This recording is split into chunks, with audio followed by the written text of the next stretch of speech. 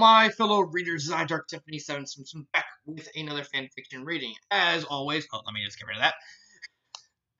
I'm back in the old program with this borrow laptop.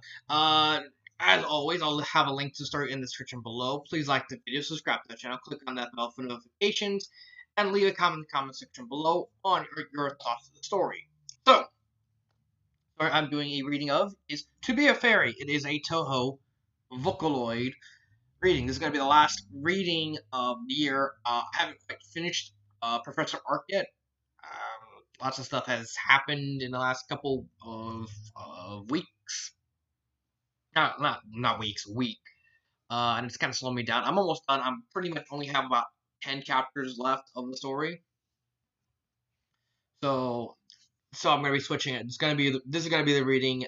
Next week is going to be the review, and after that, I can do the top 10 on my own leisure while doing like all the stuff I need to write up for the mole. So let's get started. It's To Be a Fairy by Random Numbers 523156. Serna flew over the misty lake, her personal nemesis. She had tried for a long time, but she never managed to freeze the whole lake. Her last attempt was thwarted when a fire fury was causing an incident, and the instant sovereigns beat her up just because she got in their way. On second thought, perhaps she shouldn't have talked to them. But a new day, a new opportunity to play, freeze frogs, and prove she's the strongest. Yes, sir, no. You're the strongest. You're also the most adorable. And to receive objects crashing in her face. Ouch! In the most literal sense. When she recovered her senses, she took one hand to massage her face, and another pick up to what her face crashed against. It was a gemstone. A bright blue jewel crashed against her face. If she knew how to identify, she would have seen that it's a lapis lazuli. Who threw that? She cried, throwing her fist in the air. It seems that belongs to me. She turned around and saw someone. She was a fairy like her. Even if she had no wings, she could recognize a fairy when she saw one. She had a blue and white outfit with purple trimming, and a bun of short lavender hair. Two bangs falling either side of her face. Also lavender. On top of her hair was a headband, furnished with a diamond on her right side. Who are you? My name is Lapis Okoi, she pointed at herself, and I'm the Fairy of Gems. She punctuated her introduction with a patronizing smirk. How dare! Cyrano tries to get one up by this copy, this saboteur, this knockoff. Really? Damn it, Cyrano! Cyrano came closer to her, eyeing her suspiciously. I never saw you around here. However, she stopped to sneeze. She scratched her now sore throat, but she ignored it. She would care about it when she wiped off the arrogant smirk of that new fairy's face. Perhaps you should pay better attention to what happens around you. That doesn't matter. I'm Cyrano, and if there's something you should know is that I'm the strongest fairy, a Genisokyo, she near screamed at her. So what? Fight me then if you're truly the strongest. The diamond in her head then glowed. You'll regret it. I'll freeze your jewel to the core. Her ice wings glowed as well. Cast your spell card! Spell card? Of course! Cyrano made some weird faces. Don't tell me you don't know about it. I happen to be suffering a little amnesia. Snowflake. Lapis scoffed and crossed her arms. Really? Just call its name and think about it. Cyrano smirked. So let me show you your first hand. Perfect freeze! She drew her first... Wait. Are they playing? Here's the thing. I don't know. I know a little bit about Touhou. I think spell cards are basically what they call their actual phases. Like I saw a video when a character fighting Flandre, and it always had like spell card, and it's always. So I'm guessing this is what they call their phases as you're being subjected to bull hell. I'm just guessing. Correct me if I'm wrong in the comment section.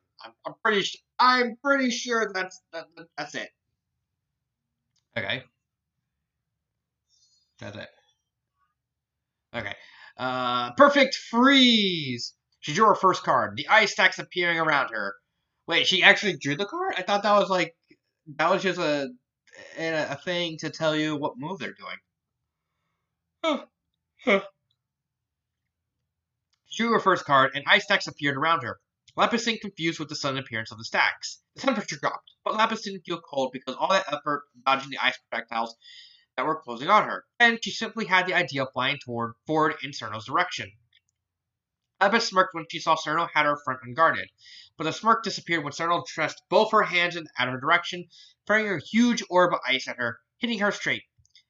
You have to dodge it, Cerno said as he So basically, Cerno's just treating it as just a normal day of fighting Raimu. It's like, you're supposed to dodge it. But how am I supposed to? Because you have a broom. Wait, I have a broom? Yes, you have a broom. I don't have a broom. Yes, you do. No, I don't. You do. Wait, why am I getting distracted? That's because Cerno's cute with her little smirk. Sorry. Sorry, that's the last time I'm gonna be distracted. Lapis grunted as she rubbed her belly. You're so weak. Perhaps I should let you make a spell card before I continue to trounce you. Lapis grunted, but took advantage of Cerno's offer. She closed her eyes and let the diamond in her headband glow. She opened her arms horizontally and a card appeared in front of her. I said its name. Chinese Peony, Umbrella and Rain. The card disappeared, and in its place, a vortex of gems appeared. Emeralds, sapphires, rubies, onyxes, gems of all shapes and colors swirled over her head, while the diamond glowed brighter and a cloud of gems formed above. And, true to the umbrella card's name, the clouds of gems precipitated, creating a shower of jewels right at Cerno's direction. She sneezed once, and after gulping with the unexpectedly tricky spell card, and while she moved away to avoid the gems, she summoned a gale of icy wind. The gems froze in the middle, creating a multicolored frozen mosaic. You cheater! Lapis said. I'm only using my powers. Me! He stuck her tongue out at her. I'll show you. Show me what? No one can stand against the strongest, Baka. I said I'll show you. The song only ends when it ends, and it ends now. She clapped her hands like a pianist ending her piece. But nothing happened. I don't understand, Lapis said, clapping 3 times. That's supposed to end with the gems exploding. Ha! What a lousy spell card, Cerno said. But then she saw that the frozen gemstone gleamed with magic. Cracks in the ice spread like fire, and ice was thrown forcefully everywhere. Cerno and Lapis had to evade the projectiles, but there was no powder to them. They were just stray bullets, and one of them hit Cerno right in the gut. And one of them right Cerno in the gut. I don't know. That's like a bad grammar error. After a while, Cerno reformed after a gale of icy wind soared and reconstructed her body. She shook her head to recover her senses. The deadly mosaic disappeared. She didn't sense that magic that sustained it anymore. She smiled. Even though she died, she still won the duel. Yes! How does that feel? I'm the strongest, she sneezed after that. Lapis, however, didn't pay attention to her bragging. She had her right arm over a stump that occupied the place that should be your left arm. Circuits sparked and a metallic fluid dripped around it. The metallic fluid made Cerno a bit nauseous, but she had enough strength to endure it. Judging by the cut, it was cut off by a sharp piece of debris from the deadly mosaic. Where's my arm? She asked, but then she finally noticed Cerno recovered. What? I thought you had died. It scared me. I'm a fairy, duh. She waved her hand in a bit of concern. That happens like once per week. And aren't you a fairy? Make it grow again.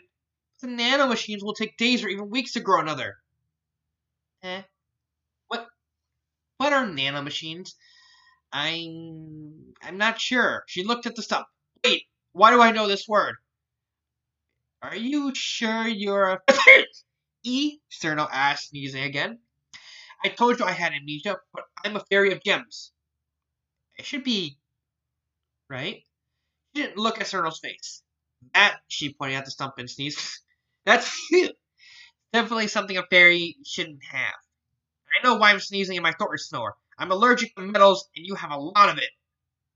I really need my arm. Ha! Cerno placed her hands on her hips and proclaimed proudly, the duty of the strongest is to defeat her enemies and let them bask in her favors. So, do you admit I'm the strongest?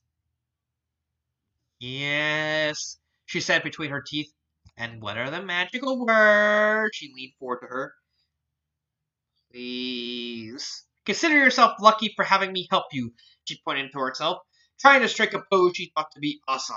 However, she failed when she seized so strongly she flipped in the air. After asking a certain mermaid and fighting a spell card duel against her, which she won, the mermaid mentioned that the arm didn't fall in the water, so they should look among the trees on the shore. We're lucky that Waggy Saki is a nice person. She helped us even after we lost, Cerno said. How are we gonna find between all these trees? Lapis asked. Is your harm hot? What? I mean, more or less. No problem, because I want to use something I learned some time ago. Cerno said as she flapped her ice wings, creating a thin breeze. It enveloped the surroundings into a thin mist that permeated the area. Cerno, I'm almost there, she said, eyes closed, arms stretched horizontally. Then she opened her eyes. Found it! She flew past a few trees, and Cerno crashed twice due to low visibility, not paying attention to her surroundings, and not to forget where she sensed the arm. But they found the arm under the roots of a tree. Thank you, Cerno, Lapis said.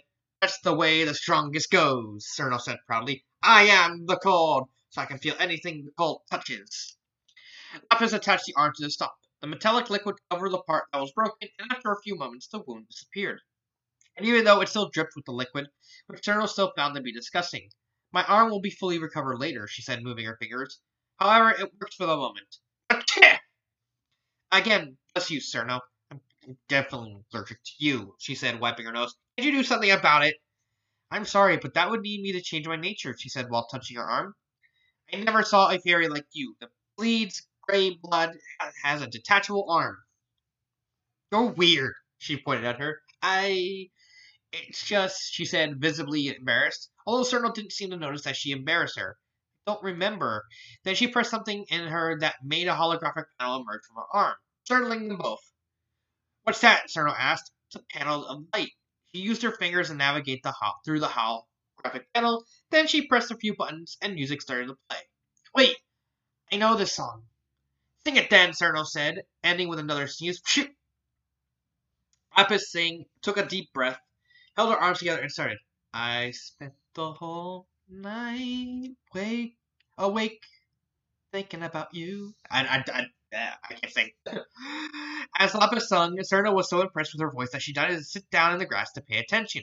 She could see by the corner of her eyes that a good number of fairies, who were sighted in the trees next to where they were, also appeared to see the show. At one moment, she realized that she wasn't sneezing, neither her throat wasn't sore anymore.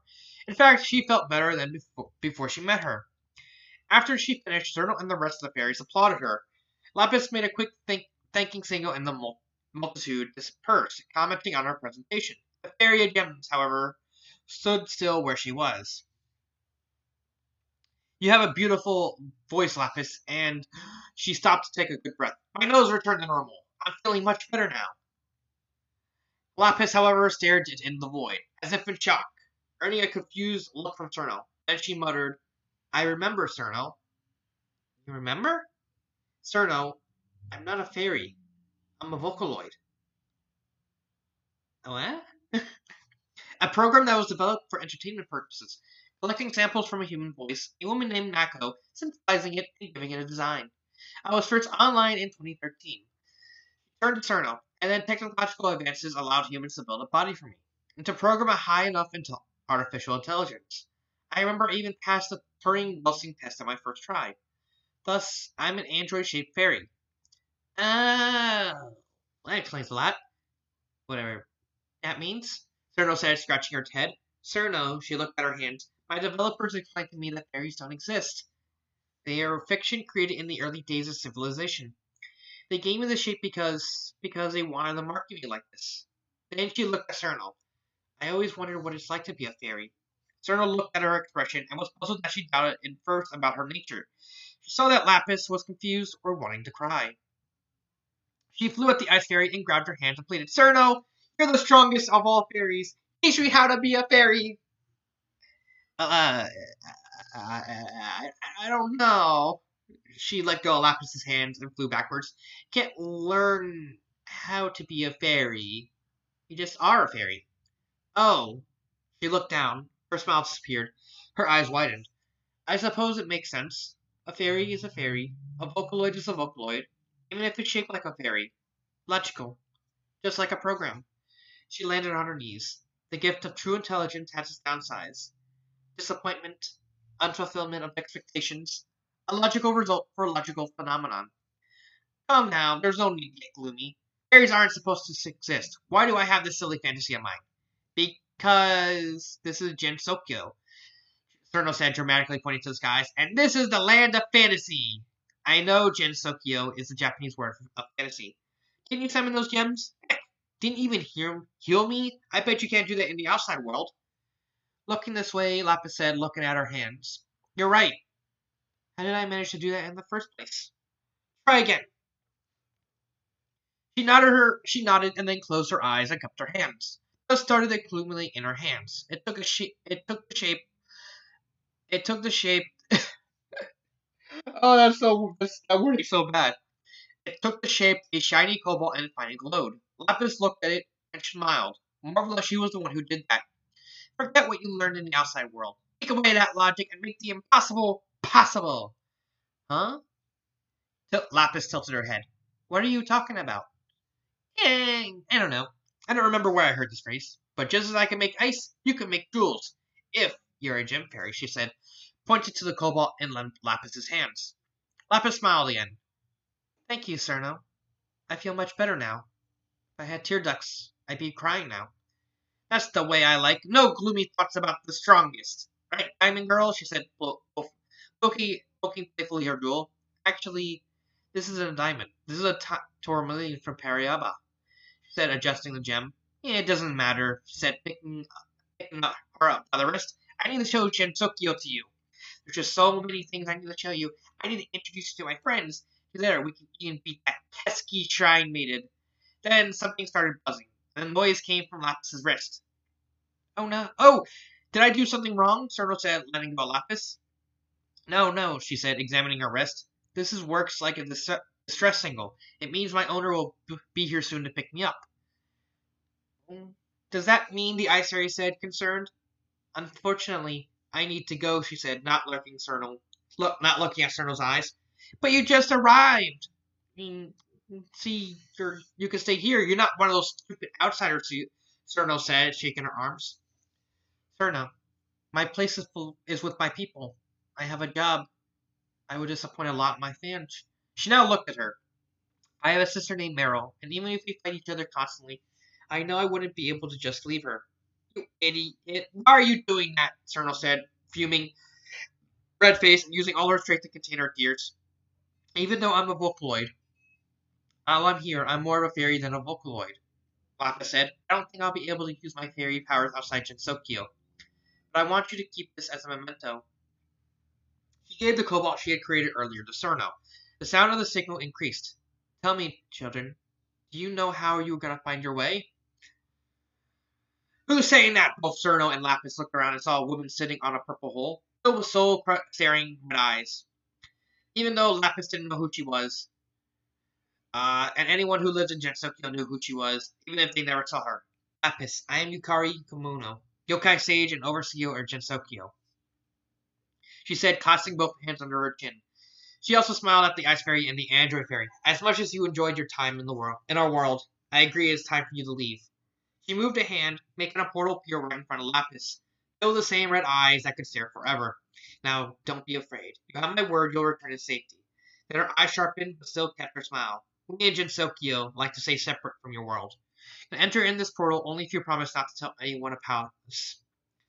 I can't promise that because I want to tell to my sister about this place. I want to come back one day with my sister, for her to be a fairy. At least one day. Yukari at first frowned, which made Lapis cringe, but then blew a raspberry. Nobody will believe you. You can pass. Lapis smiled and held Cerno's hands. Cerno, me and Meryl will be back one day. Until then, thanks for everything. Bye, Lapis. I won't forget you, Cerno said, waving as Lapis entered the portal. You're a fairy, Cerno, Yukari said after Lapis was gone. You'll forget everything by the morning. No, I won't.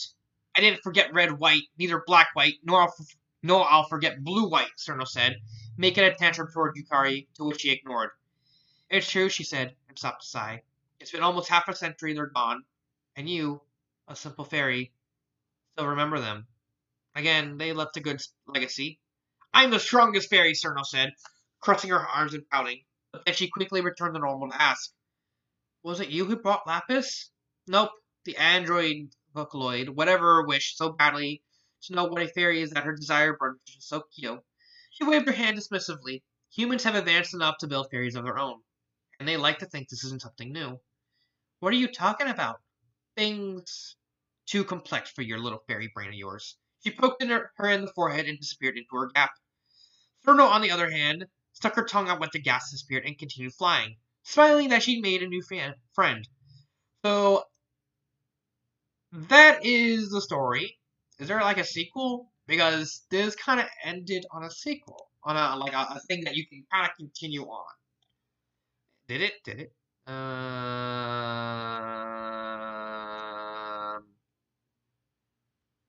I was like, no, no, no, no. Okay, so I mean, it kind of ended on a sequel. Like, I can see this story actually being continued with like, who knows, like Cerno just kind of um, worrying about Lapis, and then saying, hey, what's gonna happen? And who knows? Like, you can go in any number of directions. Like, you would have Lapis with Meryl come back, hang out with Cerno, get into shenanigans. You can have Cerno like wanting so hard to be with Lapis that she goes into the human world, and she becomes a human, and so he's like, I just want to be friends because I'm the and lots of nonsense of her saying she's the strongest fairy, but realizing that she doesn't have fairy powers, and so she can't really do anything. It's like, I'm the strongest little girl, and then you do stuff like that. Friendship is sci-fi works. As to the story itself, it's not bad. There's a couple like really bad grammar errors. I would give this a 3. I think I like the fact that it's cute. Like it's just a simple story. Like there's nothing bad about it. Yeah, but yeah, I do think the story is just very wholesome in like a very very cute way. So it's just Cerno meets Lapis. Lapis like I want to learn how to fight. It's like okay, and then they fight. Then it's like there's not a lot you can do with that. There's not a lot you can like exchange, like make it longer. There's not really a lot you can do to make it shorter. It's the perfect length. It's the perfect pacing. It's the perfect everything. But I'm only giving it a 3 because it's just humdrum. It's like there's nothing that really sticks out.